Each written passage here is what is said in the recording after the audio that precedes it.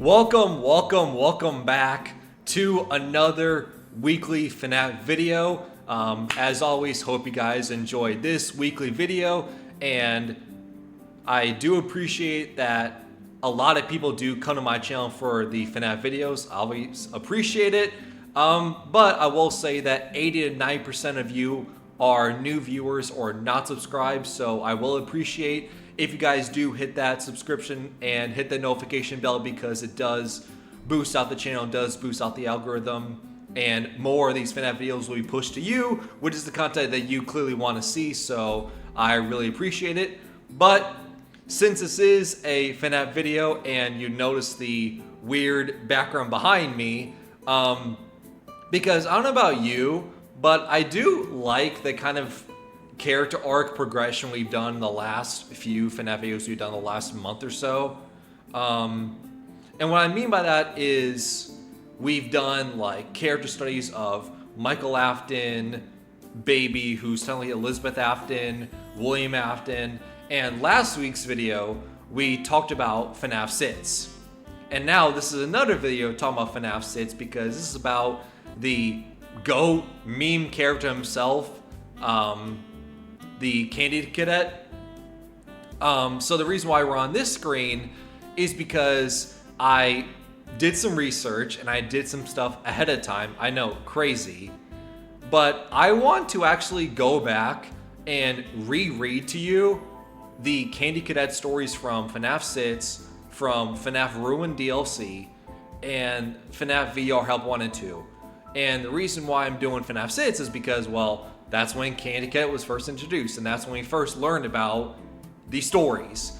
And I want to go back and reread them, not only to help you guys remember what Candy Cadet is all about, and since that's what this video is about, but also for my own intention as well, because FNAF Sits came out in 2018, if I'm not mistaken. So it's been about 8 years since I've thought about these Candy Cadet stories, so I actually want to go back and reread them.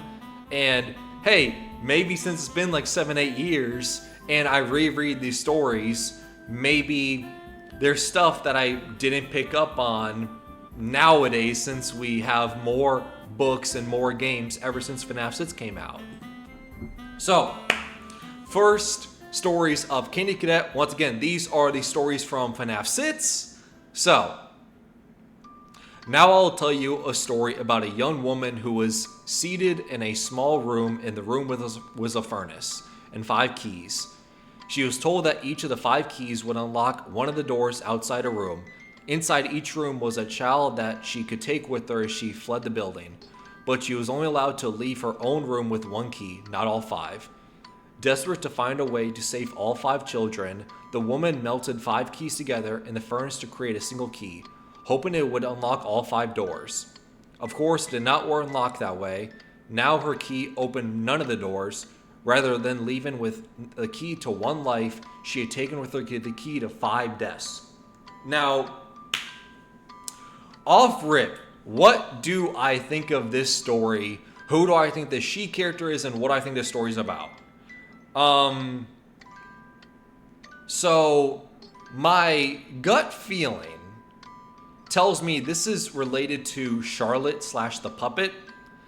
We know they are a female character, so we got that in spades. 2, again, I don't know if this means anything, but these stories came out in FNAF 6.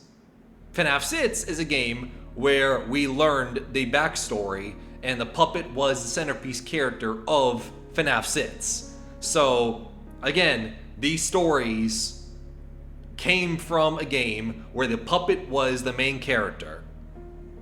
That can't be a coincidence. But going beyond that, like, this is just the way I interpret this. So a young woman, Charlotte the puppet, and they have 5 children, 5 now dead children, connected to them, and they take the key that represented the 5 children deaths. To me, how I interpret that is Charlotte the puppet being possessed by the marionette is kind of, it's the same thing with the give gifts, give life minigame from FNAF 2, where they kind of possess and kind of take ownership of the dead kids' souls from the missing children's incident, and they put the dead kids in the animatronics to give them new life in their robot animatronic bodies.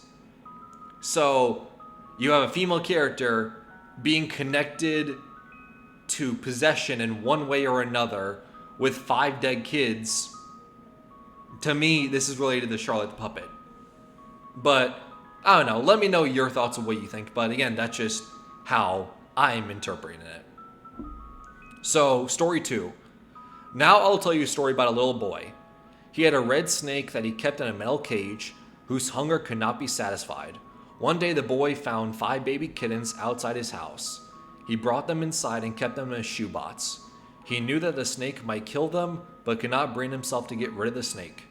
He knew that if he chose one kitten to feed the snake, it might be satisfied, but he could not choose. So he went to bed, leaving the cage open. The snake went to the shoebox, chose a kitten at random, and ate it. After 5 nights had gone by, the boy was full of regret and cut the snake open. He pieced the remains together and put the kitten back in the shoebox. Alright, story 2.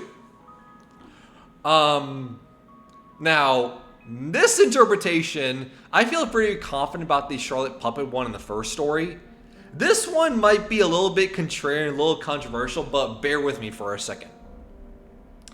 The little boy is Henry.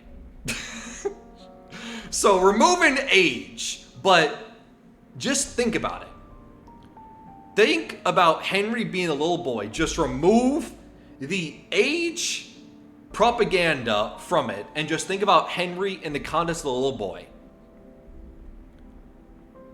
The snake is William Afton, his business partner, and we know that from Henry's dialogue and his speeches in FNAF 6 and the true ending, but also in the insanity ending speech, he talks about how, again, he says lines like, a wound first inflicted on me that I let spread to others. He called William Afton a monster that I let spread to others and do other wrongdoing. And again, the iconic Henry speech, he says that, old friend, I will banish you to the darkest pits of hell. Right? So, the snake kills 5 kids. That seems pretty explicit. But not only that, but the whole part about, so he went to bed leaving the cage open, to me that also screams as Henry, because it was William Afton killing kids, doing like the missing children's incident under Henry's nose, and every single time that Henry or anybody tried to bring William Afton to justice for his crimes, he would always slip away or slither away like a snake. He would never get caught. So that to me screams that connection. But also just think about that last line as well, that after 5 nights had gone by, the boy was full of regret. Well, we know Henry is full of regret after William Afton killed kids, especially after William Afton killed his own child, Henry's child, that is Charlotte, full of regret. And then, the last sentence, he pieced the remains together and put the kitten back in the shoebox. Think about what we do in FNAF 6. We know FNAF 6, the pizzeria simulator, was built by Henry. And what do? We are tasked to bring back all the animatronics that are tied to dead kids, to bring them all into one place, lock them in, and burn it all down. He pieced the remains together and put the kitten back in the shoebox. we as a player are tasked with bringing all the animatronics together in one place, bring them all back, lock them in, and burn it all down. Henry's Shoebots, the pizzeria simulator.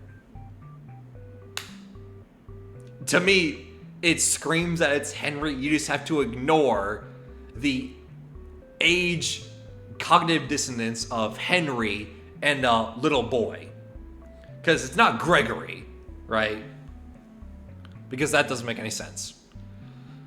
Now I'll tell you a story about a kind man who would visit 5 orphans and bring them toys and gladness. The man lived alone and lived in fear that someone might break into the house of one of the 5 children.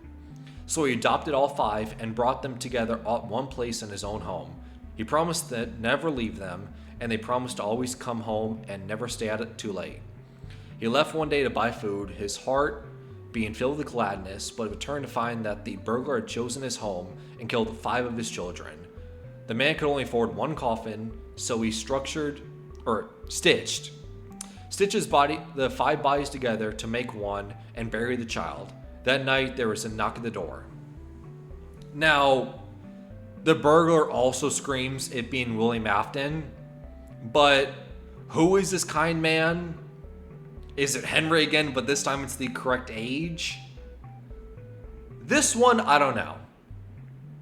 The first story, I feel pretty confident that it's tied to Charlotte, the puppet, and carrying with them the 5 dead kids with them, right? With the 5 keys. I feel very confident about that one. I feel middling confident with the second story being little boy being Henry and the snake being William Afton.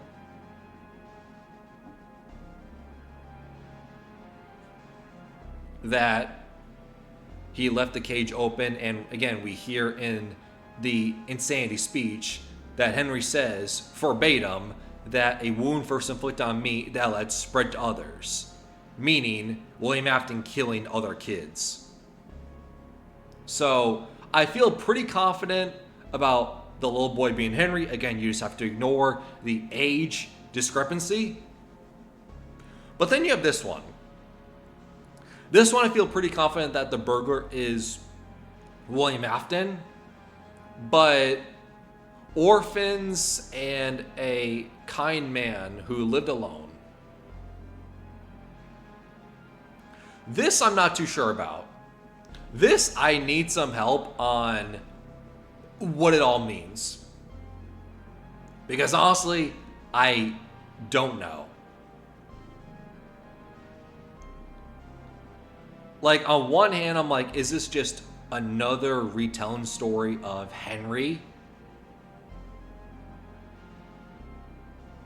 But I don't know if 2 of the 3 stories are tied to the one character. I don't know about that.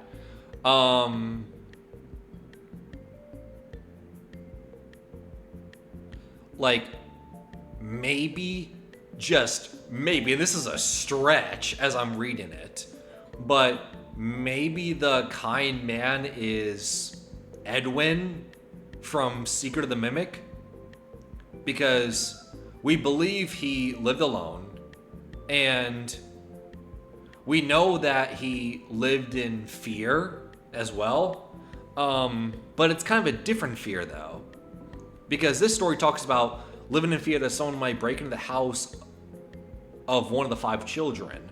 Well, we know Edwin kind of lived in fear and did not trust Fazbear Entertainment, specifically William Afton. Like, his father warned him, hey, don't trust William Afton.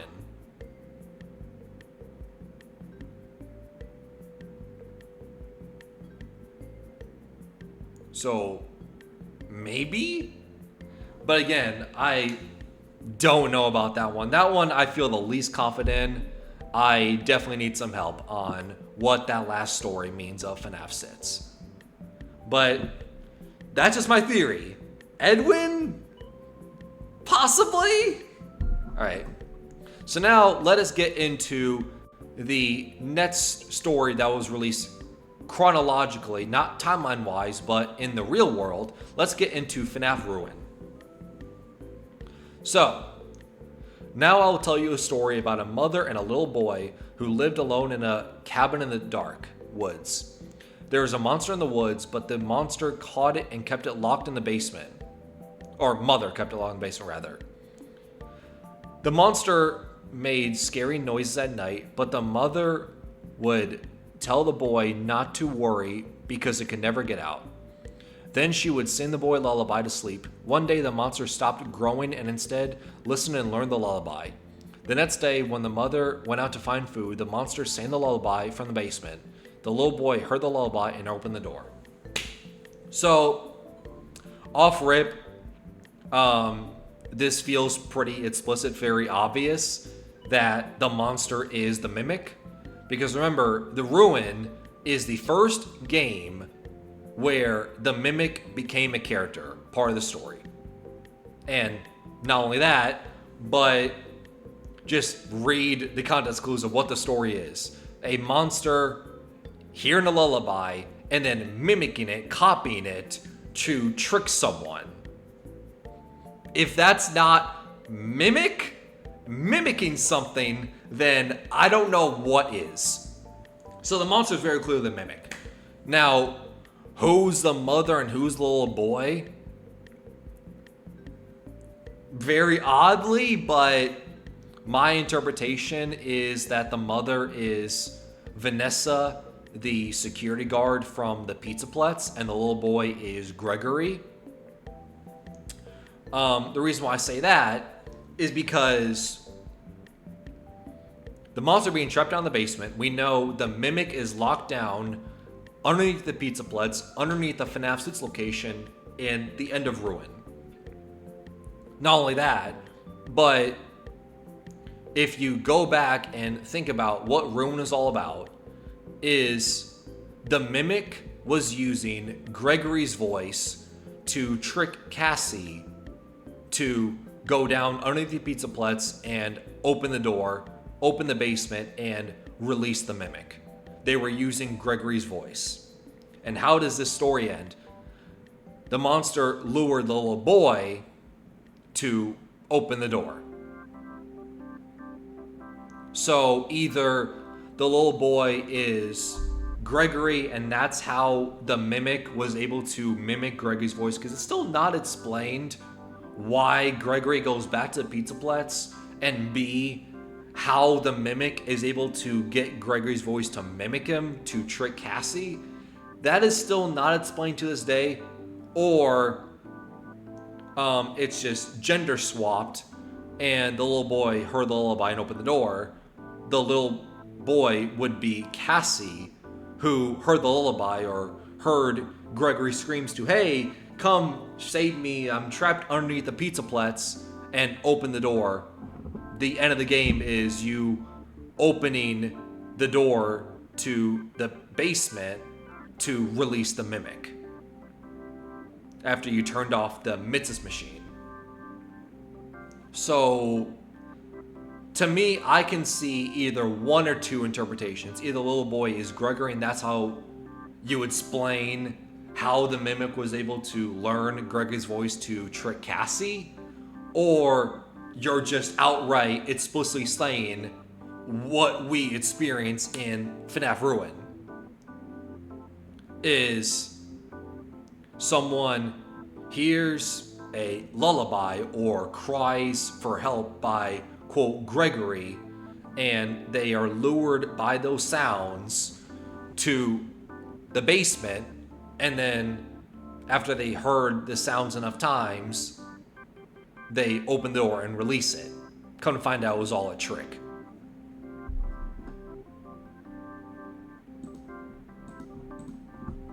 So now let's get into FNAF VR Help Wanted 2, the latest and most recent stories to come out from the meme lord himself, Cadet. I'm going to start off with the meme story that doesn't mean anything, but I just think is legitimately funny. Now I'll tell you a story about a family that missed the most important opportunity in their lives. It was a limited time offer that included a family-style pizza with all their favorite toppings. It also comes with a side of fries, mozzarella sticks, extra large soft drinks, and a toy surprise. It was only $49.99 while supplies lasted. They did not purchase the food, and they all died. Great. Like, to me, is there any lore implications with that? Probably not, but it's just a funny story. To me, that's just outright Fazbear Entertainment being petty, as they always are. I don't know what else to say about it. But the real lore implication story. Now let me tell you about a story about a young woman who was, when she was little, was led into a dark forest by a witch and almost eaten.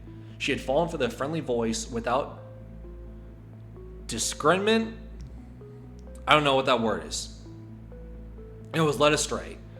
She had escaped before being thrown into the oven, but would have a scar for the rest of her life. When she had grown, she saw revenge on the witch and entered the forest again willingly, this time with the confidence of age and experience. She was greeted at the mouth of the forest by a young boy who offered to help guide her through the darkness. She welcomed the help and followed the young boy over the river, through the jagged trees and toward a small house. "Come," the boy said, "rest here before killing the witch." The young woman was tired and would kill the witch in the morning. She followed the boy into the house. The oven door closed. The witch would finally have her meal. Now, again, very similar to me coming to the interpretation of FNAF Sits and believing one of the stories was tied to Charlotte the Puppet, and another story was tied to Henry. And we just talked about it with the Ruin story.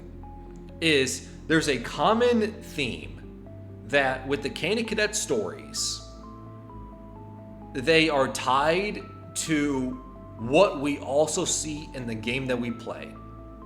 And what I mean by that is, think about what happens at the end of VR Help 1 and 2. At least in one of the endings, whether it's canon or not, is a giant figurine of Vanny in the rabbit mask pulls out the human embodiment of Glitchtrap, crushes them, kills their spirit, and then fades off in the distance. Effectively meaning that they were able to neutralize and kill Glitchtrap, the virus, and free Vanny from its soul forever and being free. Now let's think about that with the context of the story now. Young woman, being Vanessa, was led into a dark forest by a witch and almost eaten.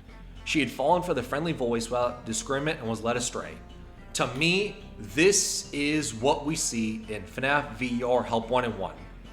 Is Vanessa is following the kind and wise, I use that in huge air quotes, of Tape Girl, the playtester that we hear about in FNAF VR Help Wanted, the voice we hear as we collect these 16 tapes from VR Help 1 and 1. She is falling for the friendly voice and led astray because Tape Girl is all about, hey, collect these 16 tapes to get rid of Glitchtrap, this virus, and kill them.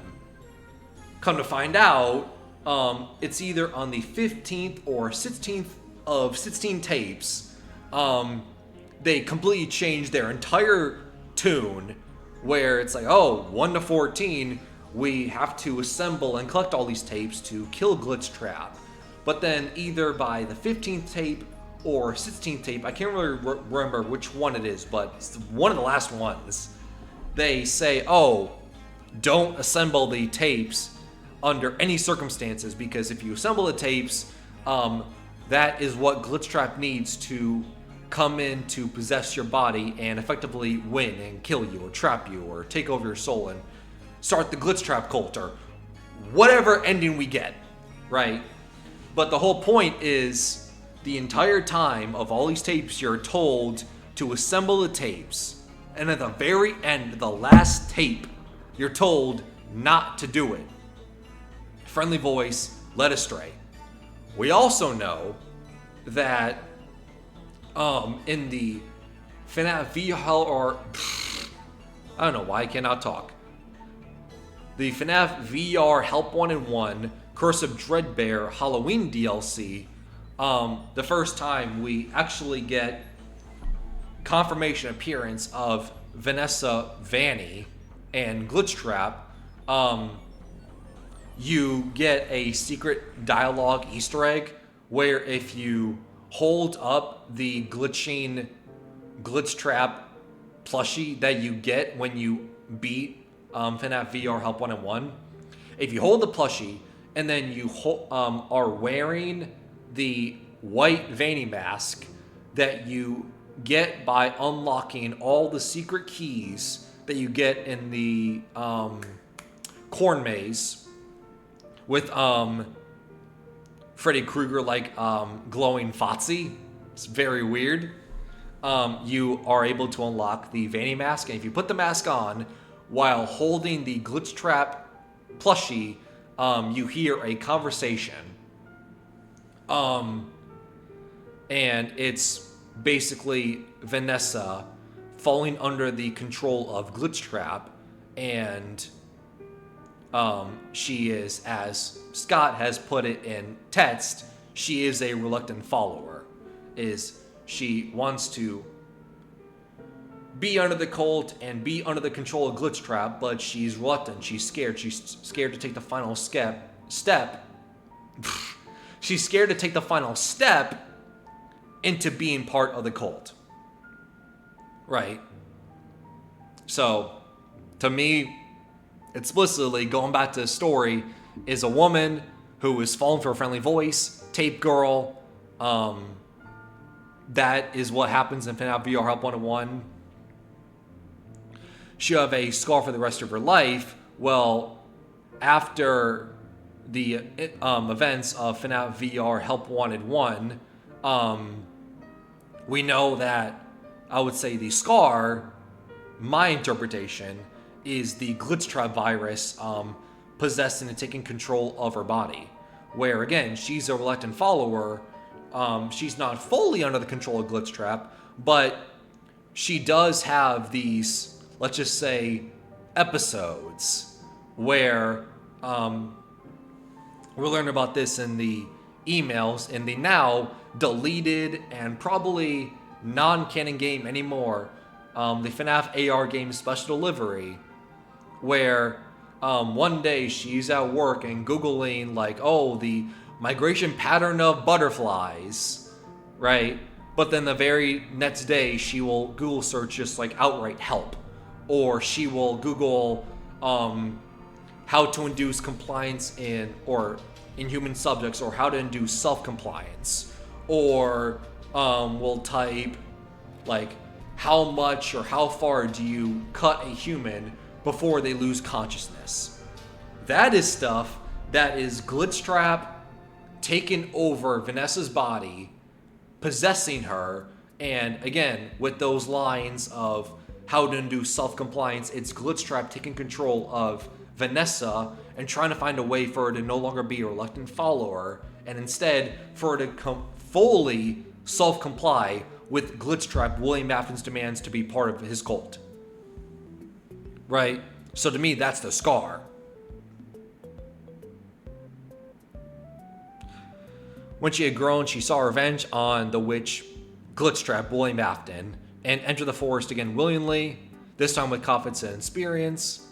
Again, think about how FNAF VR Help 1 and 2 ends. At least one of the endings is Vanny appears and crushes the spirit of Glitchtrap to set them free, to no longer be under the control of Glitchtrap.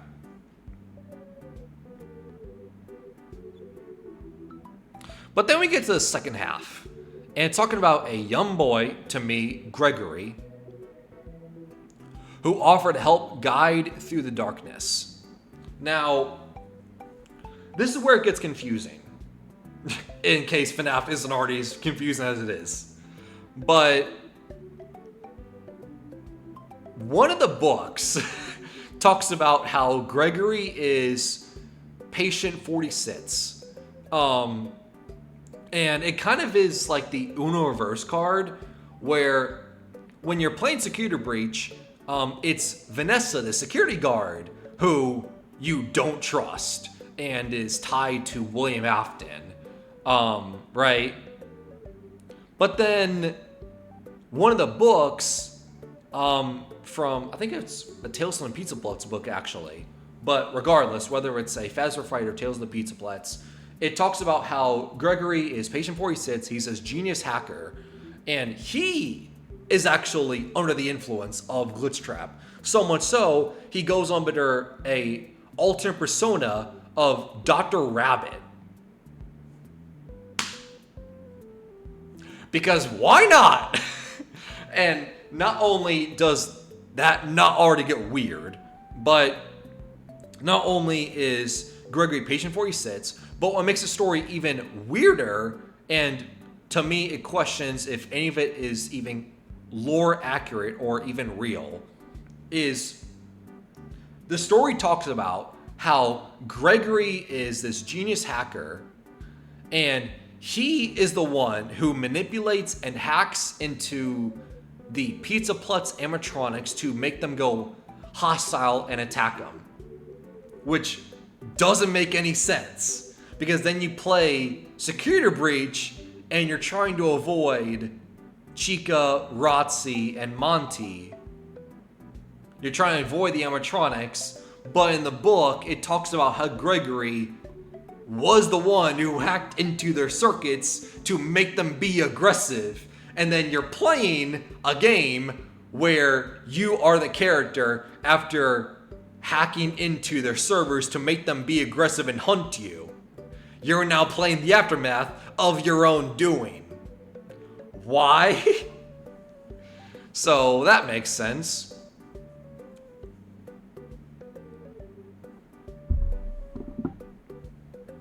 But she followed the boy into the house. Again, that just screams Gregory being page 46. It just depends on whether you think that Gregory is patient 46. Is he Dr. Rabbit, this genius hacker who also not only hacked into these arcade games and had the high score, he also killed any therapist who got too close to the truth. But he also, again, hacked into the servers of the Pizzaplets animatronics to make them be aggressive to hunt him down for some reason. But anyway, now that that is all over, and personally, I did not expect to do the Candy Cadet stories for that long, but let us get into the real meat and potatoes of this video, which is saying that we are actually wrong about the Candy Cadet stories. And now that we read all the stories that Candy Cadet has released to the Athos, now that we all have them fresh in our mind, let us see what we are wrong about. This is the first time the Mimic is ever clearly shown and shown what it can do. And it's that player who I think this story is primarily for. I think the entire point of this story is to prime the general audience for the idea of the Mimic. Because if you have no idea who the Mimic is, you've been thinking you're talking to Gregory this whole time, and then you go to the last room of the game, and you find out that some random robot had been pretending to be Gregory this whole time, and then it tries to kill you. That's really out of left field. That doesn't make any sense. But right before we encounter the Mimic, we hear this metaphor, this story, about a monster who tricks somebody into letting it out of the basement by pretending to be someone that person trusts. And Ruin, we let the Mimic out of the basement because it pretended to be somebody we trust. It seems very clear to me that this story is Steel Wool trying to explain the deal with the Mimic in a subtle foreshadowing way. Again, there are many different ways to interpret this story, and all of them are valid. But to me, this is the most obvious answer. But I am bringing up this story now because it's very often lumped in with the Help Wanted 2 Candy Cadet stories, for a good reason. And I know that if I didn't mention it, there'd be tons of you in the comments asking why I didn't mention it. So here's my answer. Although, now that I think about it, comments are good for the algorithm, so go and leave the comment anyway. And also like and subscribe if you're not, because apparently 40% of you aren't, and that would actually really mean a lot and help support the channel in a free way to you. Anyway, what are the stories I wanted to talk about then? The stories that are relevant for today's theory are found in Help Wanted 2. There's 2 stories, in fact. One of them is incredibly short and seems like maybe a joke, and the other one is a good bit longer. The one where the family refused the pizza deal and they all died. Again, very explicit. To me, the only conclusion I come to is that's just another example of Phasma Entertainment being petty and trying to show people who is really the true alpha in this universe. That first story kind of just feels like an advertisement for Freddy Fazbear's Pizza. The story is that a family is offered the deal of a lifetime, the deal being for pizza, but they refused the deal and they all died. The second story... It's like the mafia movies where if you refuse the kingpin or mafia head boss deal or their services, they kill you, that kind of thing. However, is the meteor one that most people theorize about. It tells of someone who confronts a witch in the woods, and they lose, but they survive, being left permanently scarred. Later in life, they return to the woods to once again face the witch, but this time they meet a small boy, and following that boy's advice, they go into a house and rest. The story ending with, the witch then gets her meal.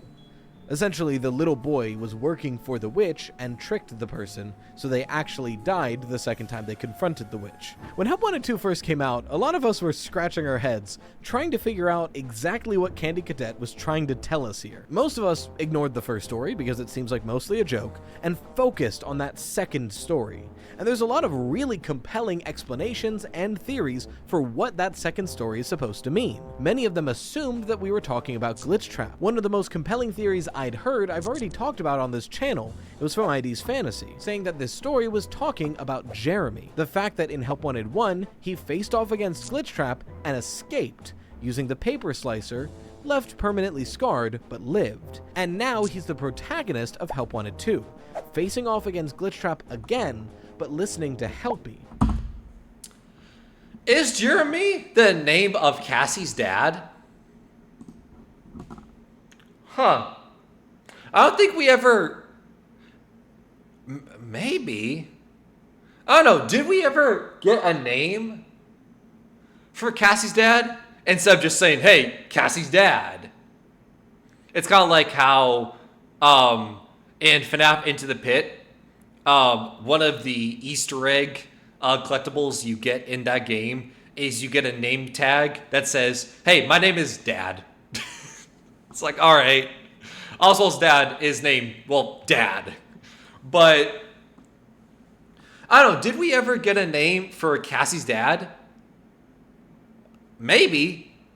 Maybe that's just something that has completely slipped my mind and I'm completely stupid and I just completely forgot about, oh, of course we got Cassie's dad. You're a fucking idiot. Right?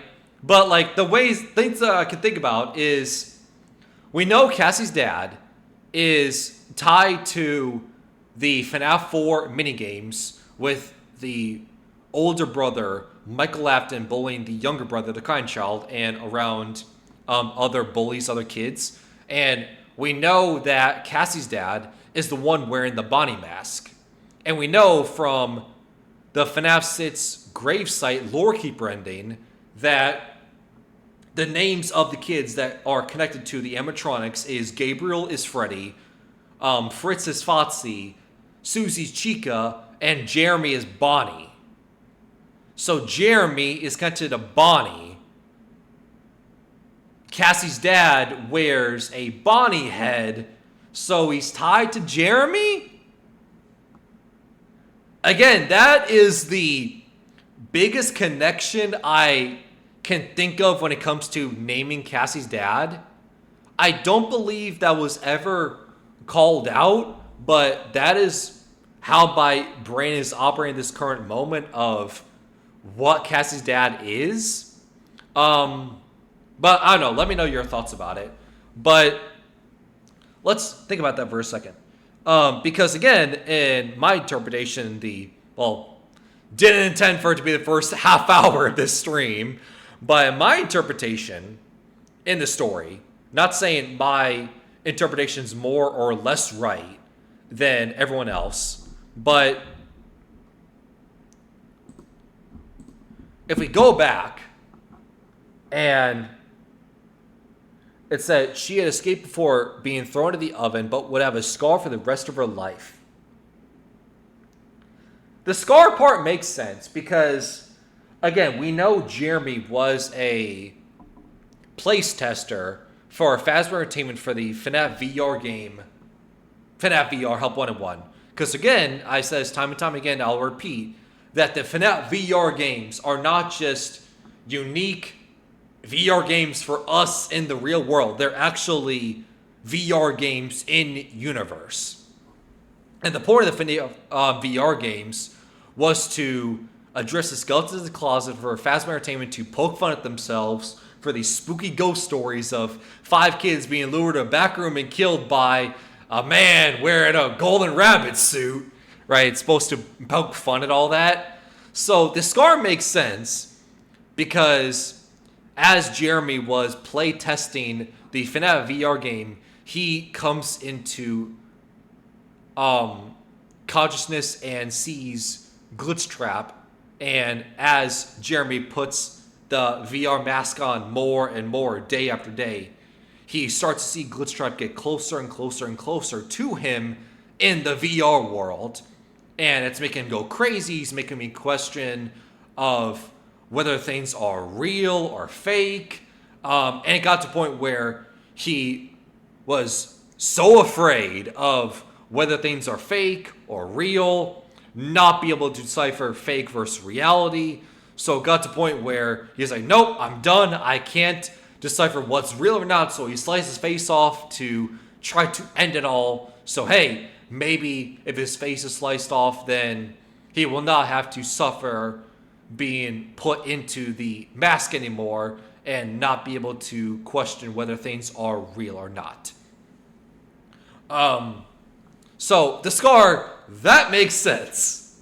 And as I'm talking about it, something that just came to my mind as I was doing the recap of Jeremy with him being crazy of not being able to decipher what's real or what's not in the VR world.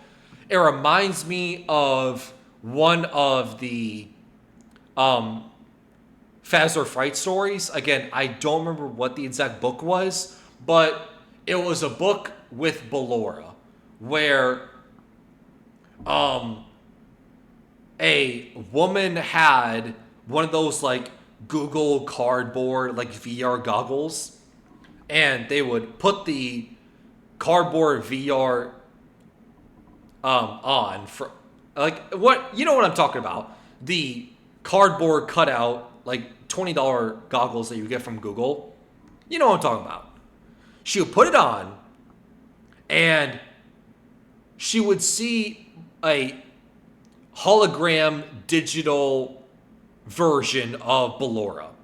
But what was weird about it is she would put it on and she would see like Ballora spinning, and then she would take the Google Cardboard VR mask off. But even though she took the mask off, she would, it's not a future reference, I just realized, but as she would take the mask off, she would see where Ballora was in the real world, and she would see like, you know, wind howling, and she would see, you know, leaves spinning in the range of motion that she was. And it's like, wait, is that real? Is that fake? Because leaves are spinning in the real world, but then she put the mask on, and Ballora is again spinning to music, and she's causing leaves to, you know, spin around her. But then you take the mask off and there is no Ballora or anything, but you're still seeing the environment being affected by her.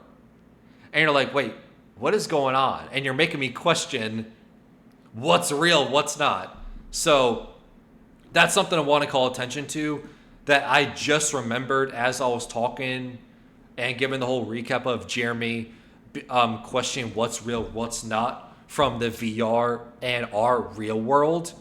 I just want to address that as well. A little boy, and being tricked by him to falling into Glitchtrap's trap. And that is a 100% valid theory, and frankly, probably more likely than what we're getting into today. But what's the harm in a fun thought experiment? Think about the context in which we get this story. Help Wanted 2. An interstitial title, one between Security Breach and Secret of the Mimic. Help Wanted as a game was not only a celebration of Five Nights at Freddy's, but an interstitial title to introduce and get us interested in the new era of FNAF. The next game even, Security Breach, with Glitchtrap as this overarching villain. Help Wanted very clearly serves as an introduction to Glitchtrap, why he exists, and what he's capable of. So if we look at Help Wanted 2 in the same lens... Even though, despite FNAF VR Help Wanted 1 being a lynch point, a new era of FNAF, think about it as Dragon Ball Z sagas or arcs. That's the way I think about it. FNAF 1 to FNAF 4 is about kids being lured to a back room, being killed by a spooky purple guy, and you're trying to solve the mysteries of the animatronics being haunted, being ghosts in the animatronics. And then you get to like the FNAF 6 location, FNAF 6, Ultimate Custom Night, where it's more sci-fi realistic, but it's about literal purple people, scoopers, and Remnant, and Agony. That's what that era is about. And then we get into the FNAF VR Help Wanted 1, Security Breach, and that's more of, again, digital, the more digital world, what's like VRs, ARs, viruses, the real world fracturing as we know it. That's what this era is all about. And then you get to like Ruin, Secret of the Mimic. It's about the, well, Mimic era, so to speak. But that's one thing I want to talk about. The other thing I want to talk about is we still don't know much about Glitchtrap.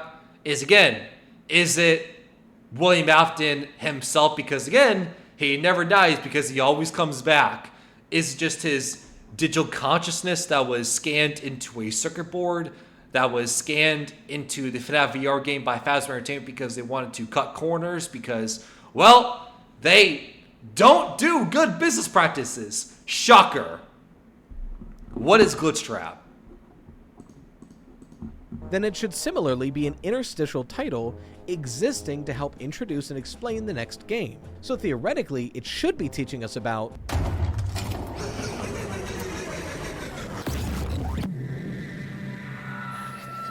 these stories, and more of Help Wanted 2 than we thought, might be centered around Secret of the Mimic, and teaching us about the origins of the Mimic itself. It's a thought that hadn't crossed my mind that much, to be honest, because by the time the Secret of the Mimic came out, I was way more focused on what it's telling us in the game, not what previous games were telling us about it. And that's honestly a blind spot on my part. I mean, right before the game came out, we got a massive Help Wanted 2 update all about Secret of the Mimic. So it shouldn't be surprising that Help Wanted 2 had a lot to do about Secret of the Mimic. But it wasn't until somebody submitted a theory to the podcast that I gave it serious thought. On the weekly podcast, Freddy Fazbear Pizza Podcast, I do on this channel, I take theories from Patreon comments and emails. And Momo left a comment that, like the Candy Cadet stories, are a bit too long to fully read out here, but her general premise were that these stories are all about the Murray family and the origins of the Mimic. So how would that line up? The most immediate connection to make here is The Witch in the Woods, because M1/F10N4, the Mimic recreation of Fiona Murray's personality, chooses to directly display itself as a witch in the woods. Like, nearly exactly that. This is the face of M1. And hey, Scott, you're not slick. I know a System Shock reference when I see one. But this face is important, not just because it looks like Sun, and not just because she ate and left no crumbs. Mama, that jawline is crazy. But the fact that in Moon.exe, this face shows up again as a hermit who lives in the woods with the general aesthetic of a witch.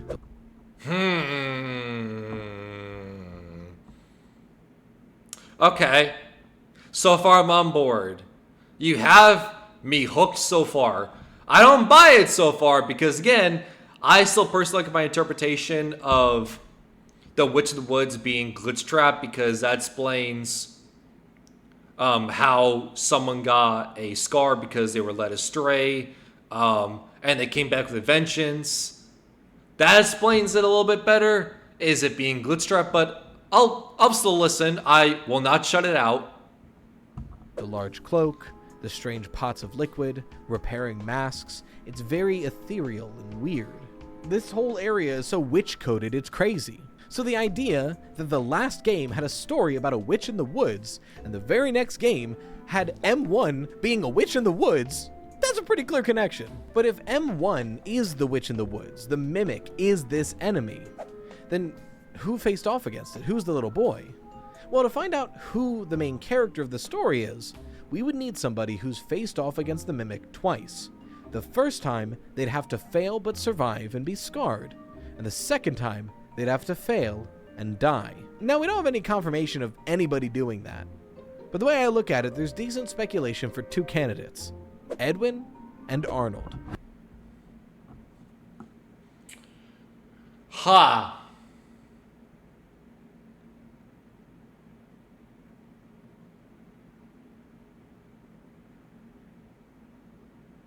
Edwin and Arnold, huh?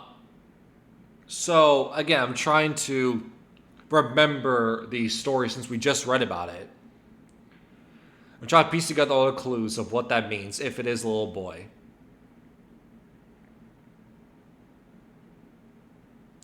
Edwin and Arnold working for the Mimic, leading...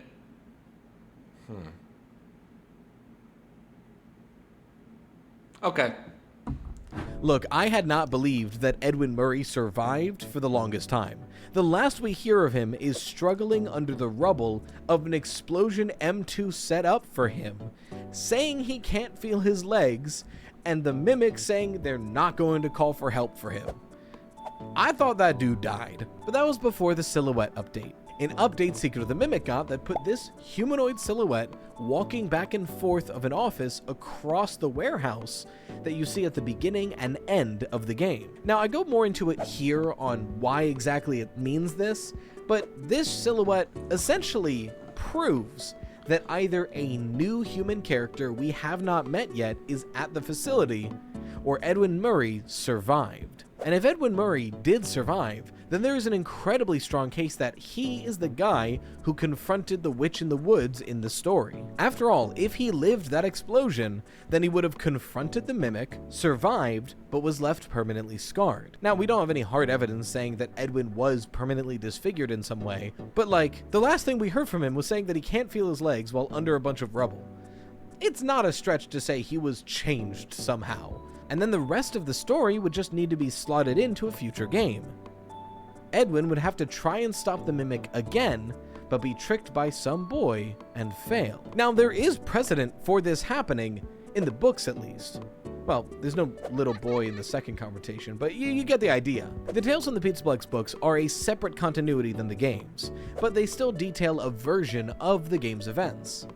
In that version, while we don't get to see the initial confrontation between Edwin and the Mimic outside of him beating it half to death, we do get to see a much older Edwin Murray, one who has since returned to Fazbear. And in the story, the storyteller, Fazbear has reclaimed the Mimic AI and is putting it inside of the storyteller to run the facility.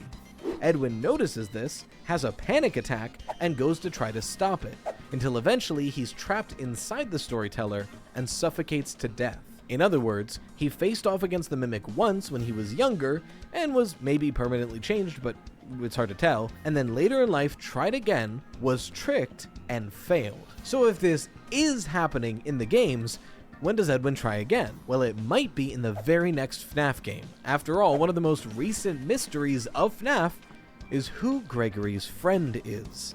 At the end of Ruin, we have to run through a series of caves following Gregory's directions. But Gregory's directions come from his friend, one that knows the layout of these caves. And that friend might be Edwin Murray. After all, if after the events of Security Breach, Gregory and Vanessa, if they both survive, want to try to put a stop to this, which, judging how Gregory talks at the end of the Security Breach, is more than likely, then they would have to start researching into what the Mimic is. And if they found out anything about it, they might have learned about Edwin Murray, who, if they found, may be willing to help. Okay, so that's one possibility. But what about Arnold? Gregory knowing him, interesting. Because, again, I remember playing the game when Ruin came out, and Gregory was saying, oh, it's the real me, it's real Gregory, not robot mimic Gregory, and said, oh, I have, maps of the pizza plets. My friend got them. At the time, we all assumed that was like maybe Vanessa because she was the head security guard of the pizza plets. That would make sense why they would have a map layout of the pizza plets is Vanessa. And not only that, but if it's believed that Vanessa constantly went from the pizza plets to underneath the pizza plets to the FNAF location to, harness more remnant to give to Burn Trap in the power station, that would make sense how they have a more layout and more understanding of the pizza plets, since Vanessa constantly went back and forth between the pizza plets itself and underneath it. That would make sense. But it's like, friends with Vanessa? Maybe. But again, we don't know. But if it's Edwin,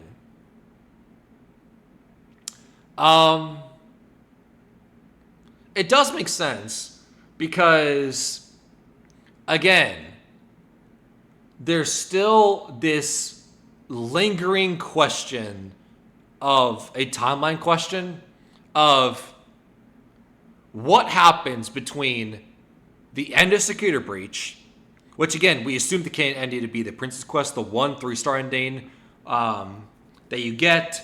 It also explains how the Vanity Mask is on the ground, and that's how it gets later retrieved and picked up in the beginning of Ruin. That's how Vanessa is no longer a character tied to Vanny. That explains how Freddy is headless. We assume Princess Quest is the canon ending, going to Ruin.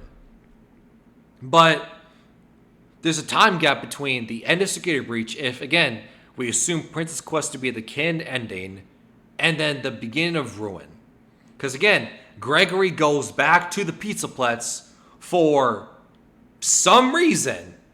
He goes back there. And not only that, he goes back to the basement underneath the pizza plets to now confront the Mimic, and that's how the Mimic is able to steal his identity and steal his voice, and that's how they confront the Mitzvah Machine. All these questions, we don't know. So I guess that's a way of explaining it, is had Gregory seeing the Mitzvah Machine and then going to the inventor, which would have been Edwin, and that's how they meet, is, hey, what's this machine doing down here? Why is there this Mimic locked underneath the pizza plets tied to the Mitzvah security protocol? Maybe? But I don't know, that is a big pill to swallow. I mentioned he might have been the guy who faced off against the Mimic, lived but was scarred, faced off again, and then died. Well, admittedly, there's less evidence for Arnold to have survived Secret of the Mimic. After all, in the two possibly canon endings, neither of them look very good for him. In one, Arnold hands over the data diver to M1, and then gets captured and killed, and then in the other one, he escapes with the data diver, but ends up in a fiery car crash. Now, I want to be clear, the more I've thought about this game over the past year, the more I lean to the give the data diver up ending, the bad ending, as being the canon one. That is weird. That is very weird, and the total cognitive dissonance of what you expect out of these games. After all, this ending leaves the data diver in possession of M1 and M2 seemingly content to stay within the FNAF 6 pizzeria, watching the show being put on. The next time we see the Mimic is... Because again, this series, ever since FNAF 3, has taught us that in order to get the true story, in order to get the good endings, the true endings, and find out what's really going on in this series and why we know as much as we do, is you have to go outside the boundaries. You have to go outside the parameters of the game. You have to do extra stuff in order to get answers. We don't get the happiest day minigame from FNAF 3 by playing through the game normally. Right? We don't, again, we don't get the Princess Quest 3-star minigame ending from Security Breach if we just play through the game normally and then leave the Pizza Pletz at 6 a.m. We don't get that ending. Right?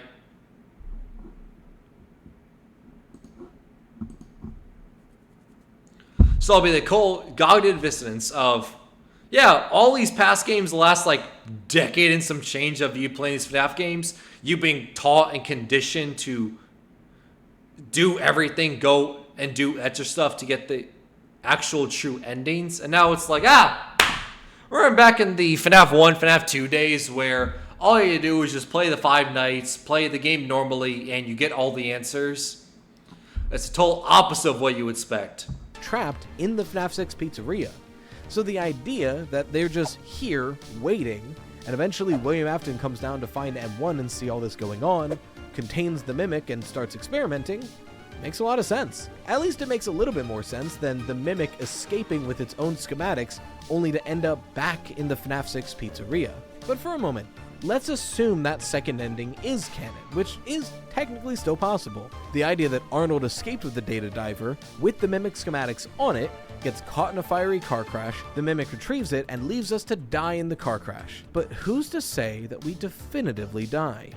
Okay, look, I'm not trying to say that this is an easy thing to shrug off, but we know for a fact that Fazbear is desperate for the Mimic schematics that, as far as their intelligence is aware, Arnold had and left the facility with. So it's not unlikely that Fazbear would have sent somebody to go scope out what happened. Not necessarily to save Arnold, but to retrieve the schematics. We know... Not only that, but we know in this series that fire never kills anybody. It never does, it never works. So you simply see fire and you just say, it's just an inconvenience, and you just move on. You just brush it off. Oh, they're desperate for these things. Fazbear sent multiple employees to their death just to retrieve these schematics. If they have any inkling it's on a road outside the facility, they're sweeping that road. And if they find Arnold and he didn't die in the crash, then they could rescue him. Especially because the schematics aren't on him. Even if Fazbear doesn't care if he lives or dies, he knows where the schematics went, so they need him alive. And if he did survive that car crash, then where would he come back into the picture? Well, frankly, the same place Edwin would, being Gregory's friend, the one who's trying to help Cassie get out of the caves at the end of Ruin. Whether it's Edwin or Arnold, this really seems like the most likely spot that the person who survived comes back into the story. Sure, it's like 50 or 60 years later, but they're just giving information. They're not action hero trying to save the day. And I especially think it's something that hasn't happened yet, because think about how unsatisfying it would be if it did. Imagine the grand twist and reveal is that Edwin or Arnold survived Secret of the Mimic, but then died off screen later. What's the point? So this... Again, but this goes back to the point I was saying earlier of how, there's a reason why Vanessa would have the schematics and roadmap of the Pizza Pletz, especially underneath the Pizza Pletz, where Burn Trap is underneath in the FNAF 6 location, burned down, and where the Mimic is hidden underneath that. Because again, Vanessa constantly goes down underneath the Pizza Pletz, so logically, one of these times where they went underneath the Pizza Pletz, they would stumble upon the Mrs. Machine, and where the Mimic is hidden underneath the basement. Right? They would. Because again, they've gone down there numerous times. But then you have Edwin and Arnold, two characters who have no connection to the Pizza Pletz, much less going underneath the pizza pletts, how would they have the schematics, or how would they know what's underneath there? That's a lot less clear, and I don't know about that. Like, Vanessa at least has a case, and you can at least logic your way around. Like, yeah, that's how they were able to find the Mimic being underneath pizza pletts, because they've gone down there before. But Arnold and Edwin, that's to me a way bigger assumption. Like, yeah, not only have they know the pizza pletts exist, but underneath it might be what the Candy Cadet story was talking about.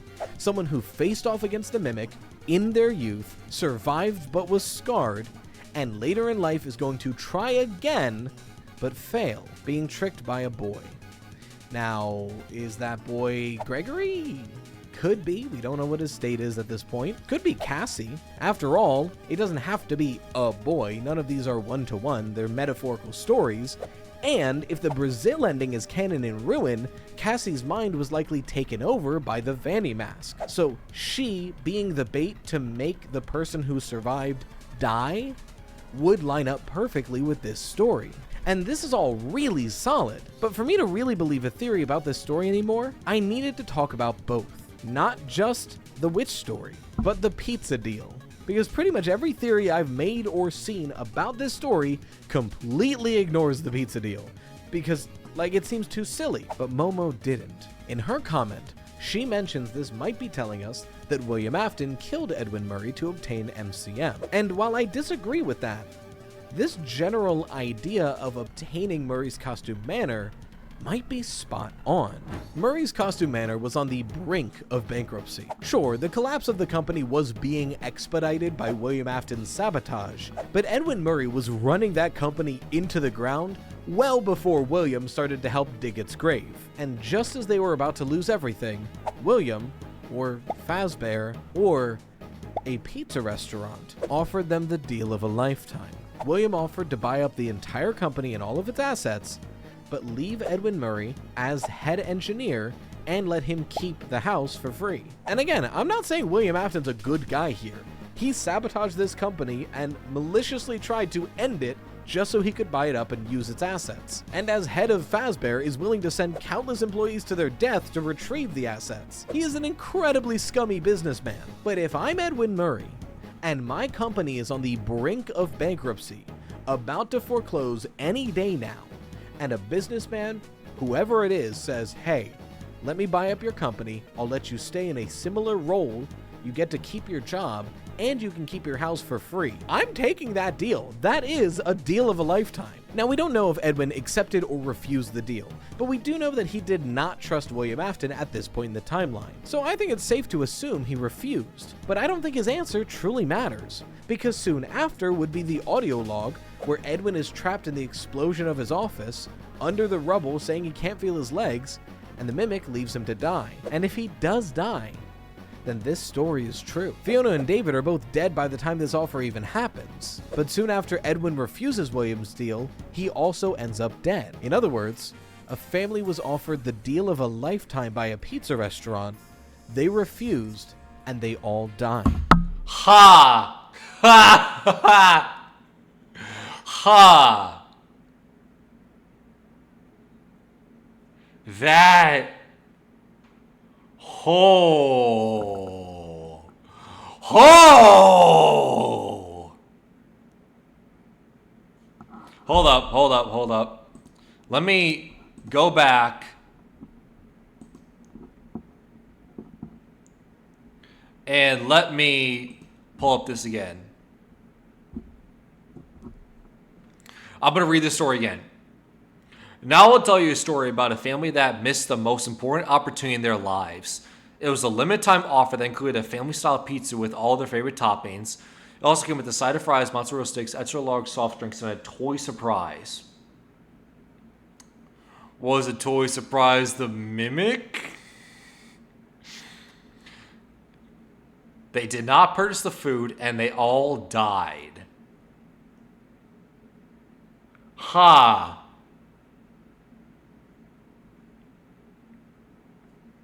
Because let's think about this.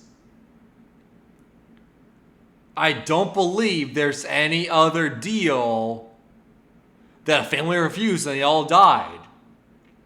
To my knowledge, there is nothing else. So that would be the family.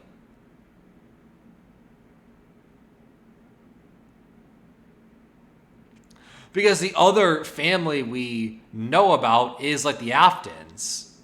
But why would the Aftons be presented a deal? They refuse and they all die. Who would be making the deal with the Aftons? Henry? That doesn't really make any sense. So, the deal being Edwin and Gain.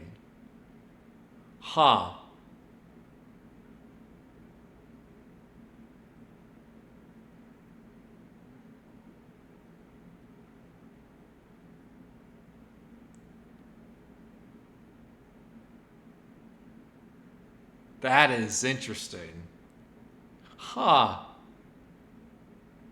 You know what? I'm on board with that. I'm on board with that. Because again, this limited time deal, none of us had an answer for what any of this means.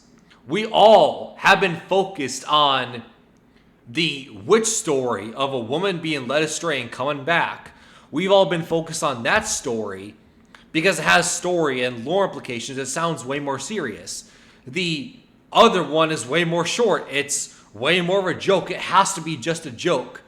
But Scott doesn't do coincidences. Scott doesn't do jokes. Okay, I'm on board with that. Okay. I like that. Okay, I like it. Both of these stories are about Secret of the Mimic. Just like how the hidden lore in Help Wanted is mostly about Security Breach, it's seeming like more and more of the lore of Help Wanted 2 was about Secret of the Mimic. In fact, it makes me want to look back at the ending of Help Wanted 2 and see if that's supposed to tell us anything as well. But for that, you'll have to return to Rytoast again, and maybe I will tell you a story. So the Candy Cadet stories might have been about Secret of the Mimic this entire time, and I really like this theory, but I'd love to hear what you think in the comments below. Yeah, I like that. Okay, I'm on board with that, because again, for the longest time, we believed that the only story that was tied to the Mimic was the outright ruin story. Because again, like I've said time and time again, this pattern, this theme of Candy Cadet stories coming out of, hey, when these stories are out, a lot of times they are connected to the game that we are playing. Ruin, again, is all about the game where the Mimic got introduced. Here's a story about a monster learning something to trick people, mimic it to escape. Again, what do we play in Ruin? The Mimic being trapped underneath the pizza place, being trapped in the basement, learning something, learning a way to escape, tricking people. Then once they're tricked, they are open the door and the Mimic is able to roam freely. Or the monster is able to roam freely like in this story. But having an explanation for the deal pizzeria. I mean, again, that's better than nothing. And again, I like it. I like that explanation. Because again, I feel like I can't say, well, no, I don't know about that story. Like, I feel like I can't say that. It's not really fair. Because if I say, well, I don't really like that, it's not really that good of an explanation, then obviously the follow-up question is, okay, well, what do you think is good then? What do you think is better? And honestly, I don't have an answer. So I'm inclined to believe that explanation because I don't have anything else to say that would say, no, I like this explanation better. So by default, I guess, yeah, I'm on board with it. Okay, yeah, Cool, let's lock it in. Let's say that this family was the Edwin Murray family, and they indeed did all die. But okay. Yeah, I'm on board with it. But let me know your thoughts. What do you think about it? Are you on board as much as everyone else that the pizzeria joke story that nobody talked about is actually tied to Seeker the Mimic?